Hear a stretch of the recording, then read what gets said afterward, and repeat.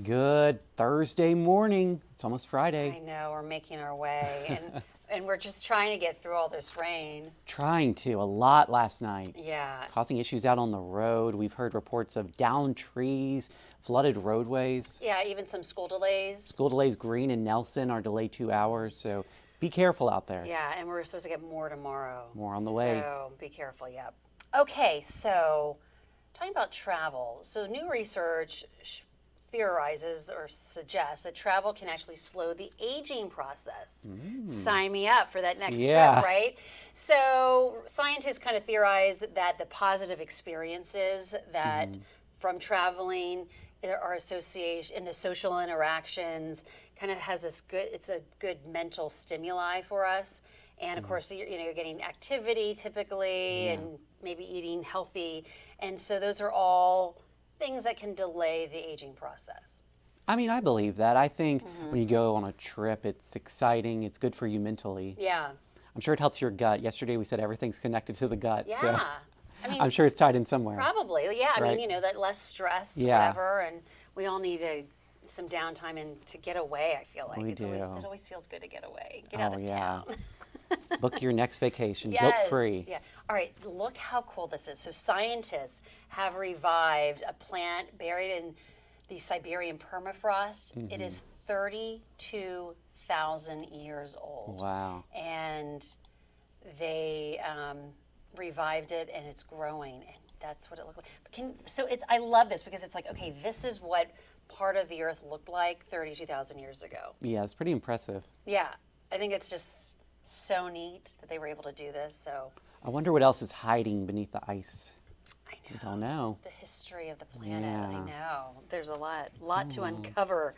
All right, take a look at this. This is security footage of Motley Crue's drummer Tommy Lee. His dog was snatched from a coyote. Oh my gosh. I thought that was another dog. I did too Yeah. at first. And that's his wife, and she eventually was able to rescue the pet, their dog.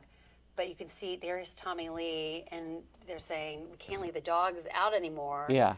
But yeah, I mean, I'm glad. and she saw it all happen. She started, look at that, Oh, that's so scary. snatches and goes. Yeah. And she starts running after it, but eventually I guess it dropped it and they got the dog back. But And that's good, but wow, Frightening. that is frightening. I mean, you can't leave your pets outside. Especially if they're small like that. Yeah. Keep an eye on them if they're outside. But you're right. I thought it was another dog. Yeah. And oh no, it was a coyote. Yeah, that's scary. So, yeah, pretty scary. All right, thank you, Jennifer. Let's take a look at our local headlines this morning. A man has been found guilty on charges related to a Louisa County fire that burned hundreds of acres. James Grant League was convicted Tuesday of 2 misdemeanors, leaving a fire unattended and causing careless damage to property by fire. On March 21st, a wildfire broke out in the area of West Old Mountain Road and Yanceyville Road, prompting evacuations. League also faces pending allegations of animal neglect and abuse following a raid on his farm last month. Investigators seized 45 injured and malnourished animals from the property. All right, well, the Virginia Department of Health has finished its investigation into what caused last month's do not use water advisory in parts of Orange County. The final report confirms the issues were caused by the catastrophic failure of a raw water pump. It released 2 to 3 gallons of food-grade mineral oil, which was likely burned into the drinking water.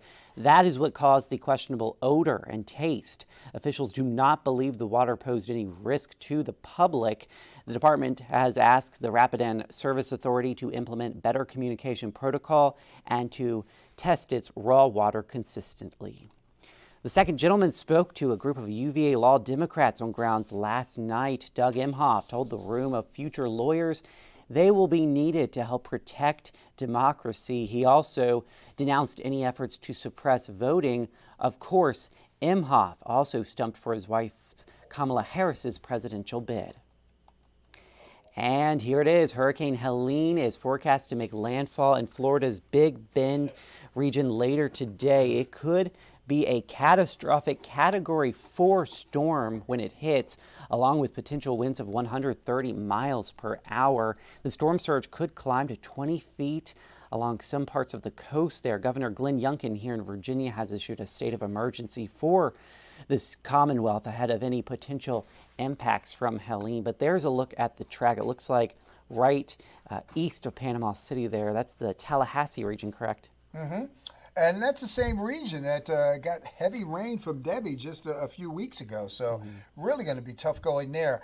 It'll weaken once it does get over land, but we'll get some of the heavier downpours and gusty wind across our areas. We look ahead to a day on Friday. We have issued a first alert weather day for Friday as well. Now today, primarily we have a first alert weather day for some of the early flooding. We had about 1 to 2.5 inches of rain for some areas overnight. So some flooding out there this morning. The rest of the day, generally lighter showers, but tomorrow we get gusty wind and rain from Helene throughout much of the day Friday, 75. Just a few showers Saturday. Saturday should turn out to be a fair day with a mix of clouds and sun. We'll get up to 80, and as you can see, more rain showers on Sunday, Monday into Tuesday.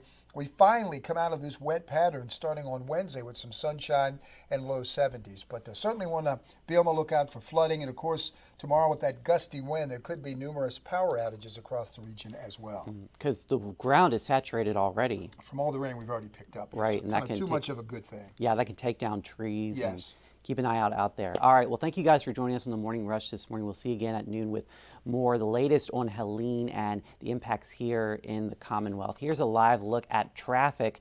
This is I-64 in Afton. And as you can see, it looks a little foggy out there. But if you do plan on traveling this morning, if you have to go to work or school, make sure you do use caution. We do have reports of high water and trees down across the region from that heavy rain we saw last night. I hope you guys have a great Thursday out there.